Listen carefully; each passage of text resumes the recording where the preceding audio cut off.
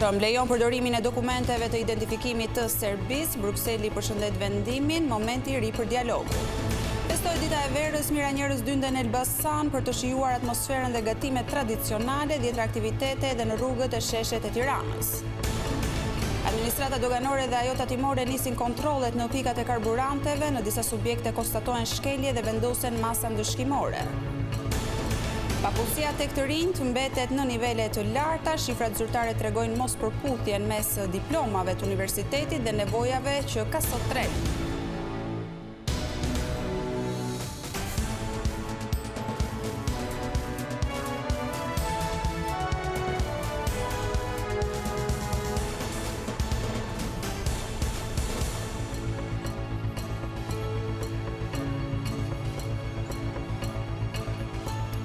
Përshëndetje nderuar teleshikues, ky është edicioni informativ i lajmeve këtu në televizionin kombëtar Vision Plus.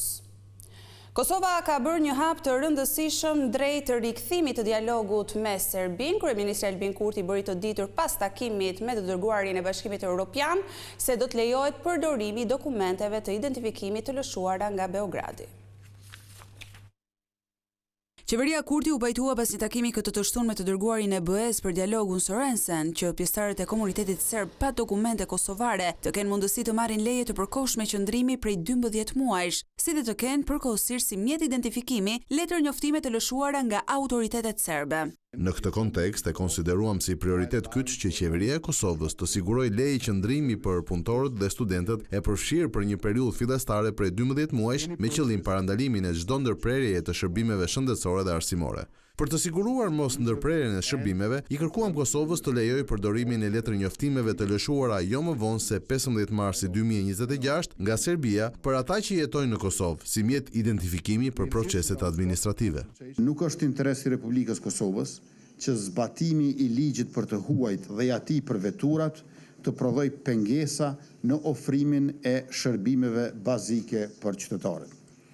Por po ashtu dua të theksoj fuqishëm që njësoj është qëndrimi i Republikës Kosovës, që në Kosovë nuk duhet dhe nuk mund të ketë mekanizma ilegal të cilët mirëmbahen e financohen nga një shtet jo miqësor e që nuk e njeh Republikën e Kosovës. Në këtë drejtim, qeveria e Republikës Kosovës ka nënvizuar rëndësinë e inkorporimit të plot të sistemit të edukimit dhe atij shëndetësor në komunat me shumicë serbe brenda kornizës ligjore të Republikës së Kosovës. Vitet e fundit, Kosova dhe Serbia kanë zhvilluar një sër raundesh të dialogut në nivel kryenegociatorësh, por takime të nivelit të lartë politik nuk ka pasur që nga shtatori i vitit 2023. Në atë kohë, raundi i fundit i dialogut në nivel të lartë u zhvillua pak ditë para sulmit të armatosur në Banjsk të Zveçanit, kur një grup i serbëve vran një policë të Kosovës. Prishtina fajson Beogradin për këtë sulm, por Serbia mohon se ka gisht në të.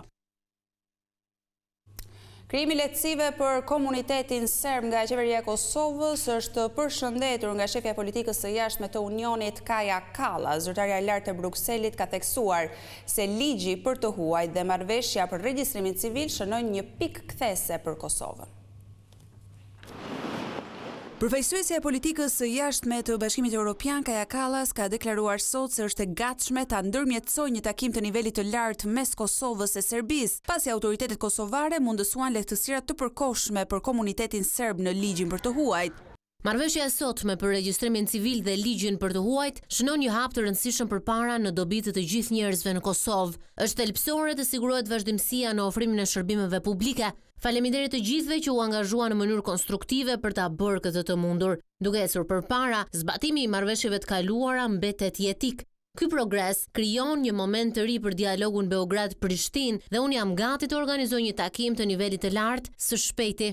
Kosova synon të shkrijë institucionet paralele serbe të shëndetësisë dhe arsimit në sistemin e vet përfundimisht përmes këtij ligji që do të fillojë të zbatohet plotësisht nga e diela. Vendimi i qeverisë së Kosovës për të njohur letër njoftimet e shtetasve serb është përshëndetur nga kryeministri Rama me anë të një postimi në rrjetin social X. Kreu i qeverisë shprehet se Bashkimi Evropian tashmë duhet të tregojë të njëjtin guxim dhe të heqë masa ndëshkuese si dhe të ecë përpara me aplikimin e Kosovës për anëtarësim. Sipas Ramës, një Ballkan perëndimor plotësisht brenda BE-s nuk është bamirësi, është fitoria strategjike e vetë Evropës. Vendimi i qeverisë së Kosovës erdhi pasi një pjesë e serbëve në veri të vendit nuk janë pajisur me letrat kosovare sipas përcaktimit në ligjin për të huajt dhe atë për automjetet që nisin zbatimin të dielën e 15 marsit.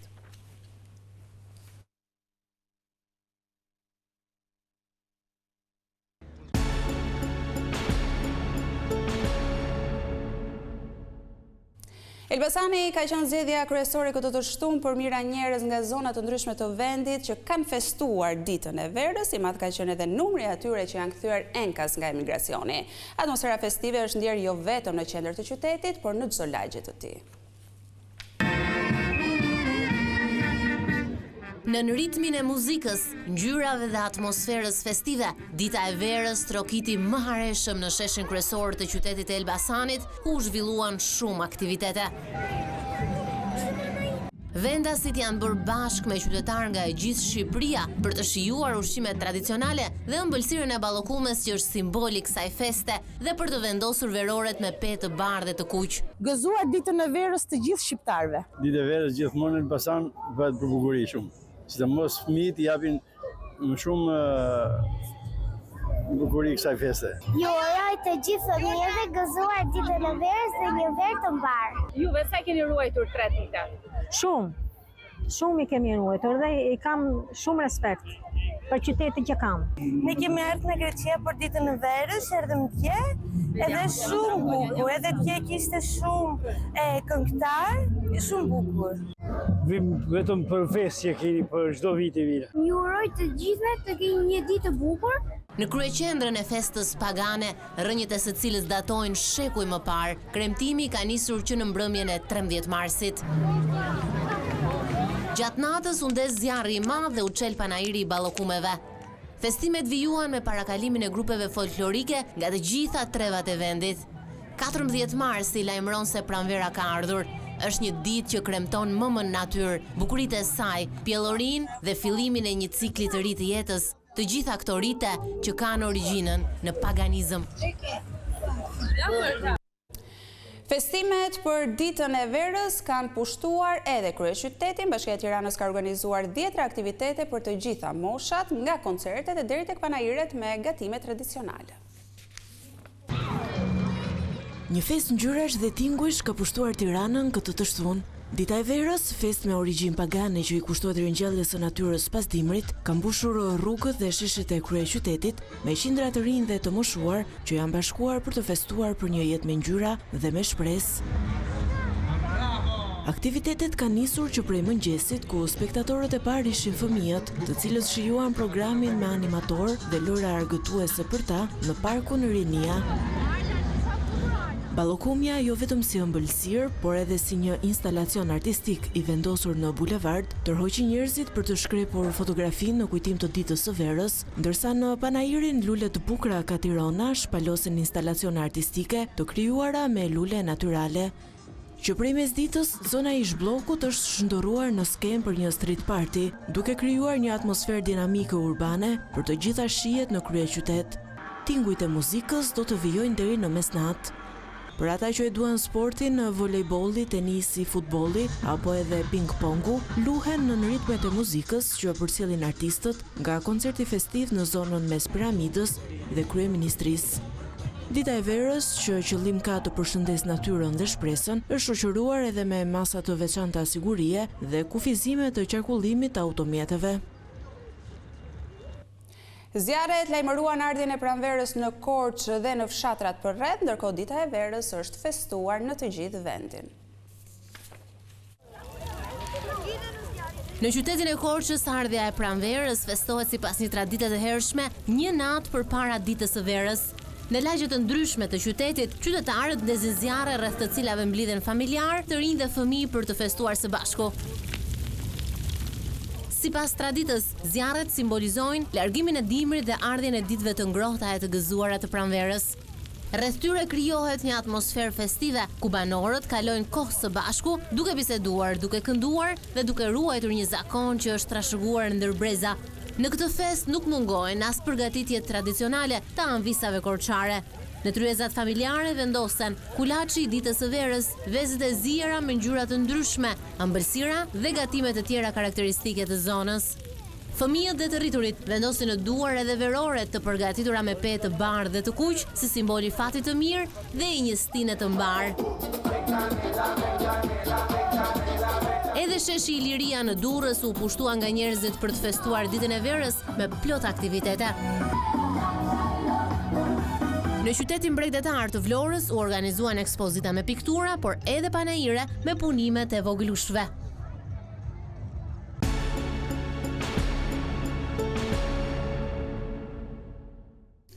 Dogana dhe etatimet kanë zbarkuar në terren për të kontrolluar pikat e karburanteve, disa subjekte janë gjetur në shkelje dhe janë dëshkuar me gjop. Kontrollet vijnë pak ditë pasi qeveria njoftoi se do të ndërhyjë në tregun e karburanteve. Fill pas vendimit të qeverisë, administrata doganore dhe administrata tatimore ka nisur kontrollet në tregun e hidrokarbureve. Aksioni I parë nisi në qytetin e Elbasanit, në 2 subjekte karburanti, ku identifikuan shkelje të rënda të legjislacionit në fuqi.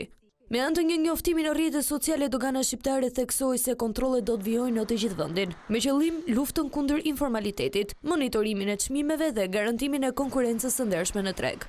Më herët kryeministri Edi Rama lajmëroi se për shkak të rritjes së çmimit të naftës, krijuar nga situata në lindjen e mesme, forca e shtetit do të hyjë dhe në tregun e naftës për të lehtësuar marrëveshjet me kompanitë shpërndarëse. Gjithashtu, do të monitorohet tregu dhe në rast të rritjeve të çmimeve në shifra abuzive, do të ngrihet dhe bordi I transparencës. Protestat e banorëve të Rjollit dhe përplasjet e forta me policinë nuk janë ndalur as këtë të shtunë. Ata kanë kundërshtuar sërish punimet që po kryen për ndërtimin e resortit turistik në zonën e Bregdetit të Velipojës. Banorët e Rjollit kanë bërë thirrje që t'i jepet fund padrejtësive, pasi sipas tyre po u grabiten pronat që I kanë me dokumente. Pas përplasjeve me forcat e policisë, disa prej banorëve janë shoqëruar në ambientet e komisariatit.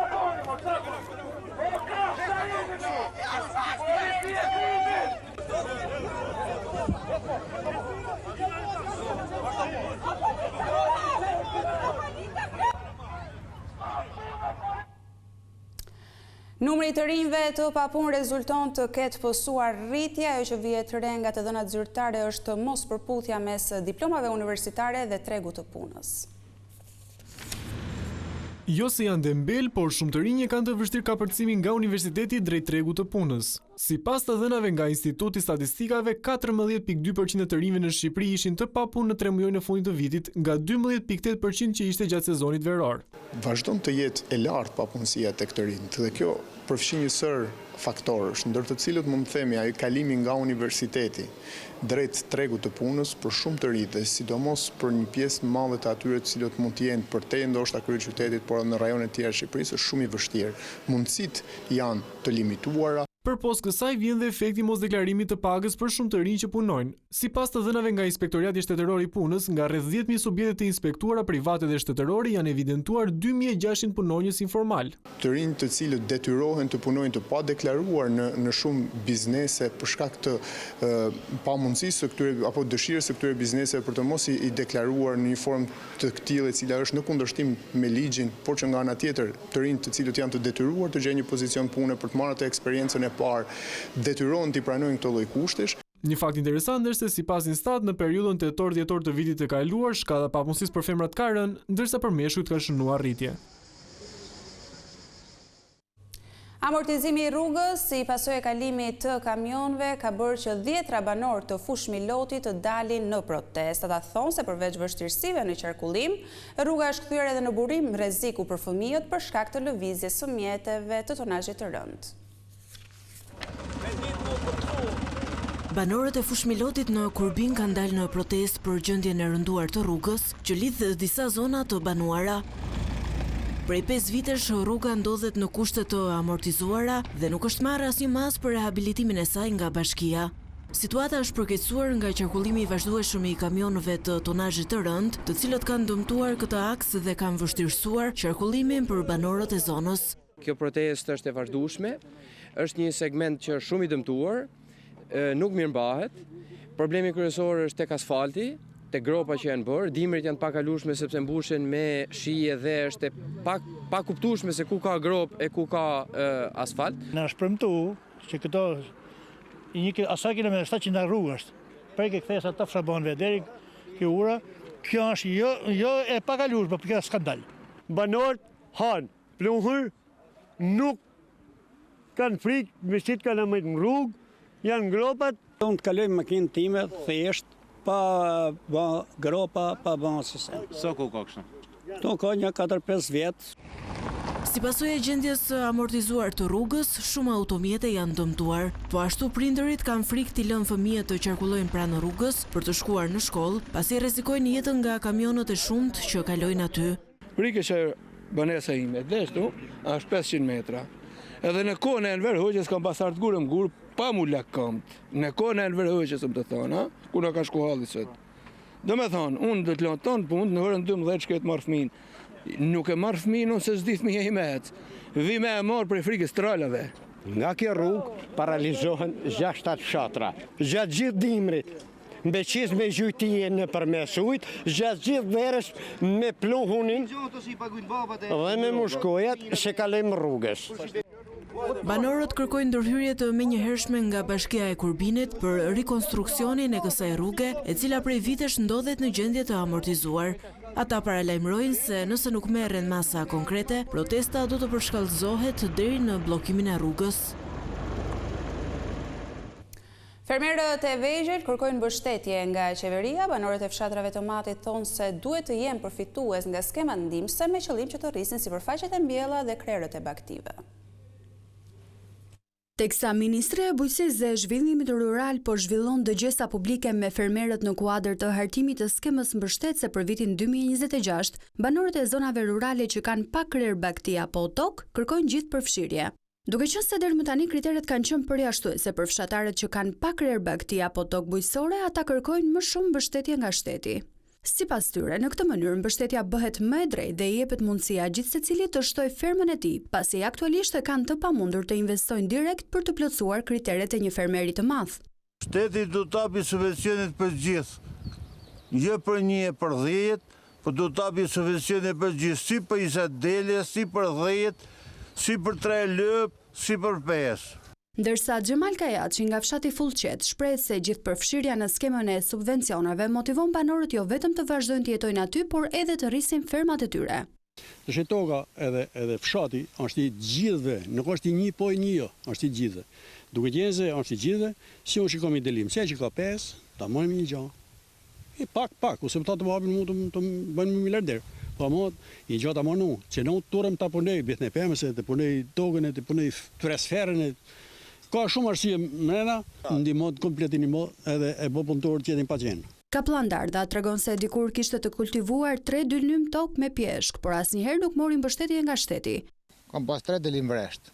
I kom pre sepse nuk përfitosh asgjë, çojmë burrën me ishit, nuk u tregton, jam detyruar i kom pre. Kumlla, pjeshk, ka 27 vite që i kom pasu. Janë vite 27, por i preva sepse nuk funksionoi. Ministria e Bujqësisë pritet të shpallë skemën kombëtare mbështetëse për vitin 2026 në ditët në vijim, pas turit të zhvilluar në të 12 qarqet e vendit. Investimet në turizëm në juglindjen e vendit janë shtuar duke rritur kapacitetin e hoteleve dhe bujtinave. Kjo ka bërë që shumë emigrantë të kthehen nga vendet ku kanë jetuar e punuar për vite me radhë për të hapur bizneset e tyre në Korçë. Prej disa vitesh qyteti Korçës është kthyer në një nga destinacionet më të preferuara turistike në Shqipëri, duke nxitur rritjen e investimeve në sektorin e hotelerisë e bujtinave. Interesi për këtë sektor nuk ka ardhur vetëm nga biznesmenët vendas, por edhe nga korçarë që kanë vendosur të rikthehen nga emigracioni. Një prej tyre është Apostol Kosturi, i cili pas afro 18 vjetësh emigracion në Itali, është rikthyer në Korçë për të ndërtuar biznesin e tij. Ai ka studiuar për menaxhim hotelerie në Itali dhe përvoja e fituar atje ka ndihmuar të konkretizojë dëshirën për të investuar në vendlindje. Ka qenë një rikthim pak aksidental, sepse gjatë kohës së karantinave vendosa të vija të takoja prindrit dhe pas pak ditëve u mbyllën kufit. Dhe ishte një diçka shumë pozitive në të njëjtën kohë për mua, sepse pata mundësinë, ishte i vetmi moment që pata mundësinë të zbuloja, ose më mirë, të rizbuloja qytetin tim, rrenjit normalisht, edhe gjithë Shqipërinë se shkova pak anë në banë vendit dhe thash që këtu kemi gjithçka. Pasioni nuk ishte thjesht ndërtimi një biznesi, por rikthimin i jetës një banese të vjetër karakteristike korçare. Së bashku me familjen, Kosturi ka blerë dhe restauruar shtëpinë e ish-priftit të njohur Josif Qirici, mik i Fanolit, një banesë me vlera historike dhe arkitekturore për qytetin. Shtëpia e ndërtuar në vitin 1921 është rikthyer tashmë në një hapësirë mikpritëse për turistët që vizitojnë Juglindjen. Unë jam shumë i apasionuar pas arkitekturës dhe gjëja që më bëri përshtypje dhe më dha atë stimulimin për të vendosur për të blerë këtë shtëpi, ka qenë pikërisht fakti që kjo është një shtëpi tipike tradicionale korçare dhe më pas zbulova që ishte shtëpia e një kleriku shumë të njohur, Josif Qirici, mik i Fanolit, ka një histori shumë të veçantë dhe kjo ishte një plus akoma më e madhe për mua për t'ju dedikuar restaurimit të kësaj godine. Ndjej veten sikur kam shpëtuar një copës të historisë të qytetarisë korçare. Edhe pse pjesën më të madhe të jetës e kaloi në Itali, lidhja me qytetin e lindjes mbeti e fortë për Kosturin. Rikthimi në Korçë dhe realizimi i investimit në një shtëpi tradicionale ishte për të një mënyrë për të përmbushur një ëndër të hershme.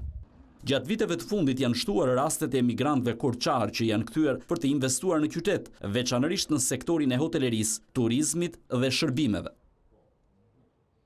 Kjo ishte gjithçka e përgatitur edhe për këtë edicion informativ. Falenderoj për vëmendjen tuaj. Bashkë ndahemi këtu.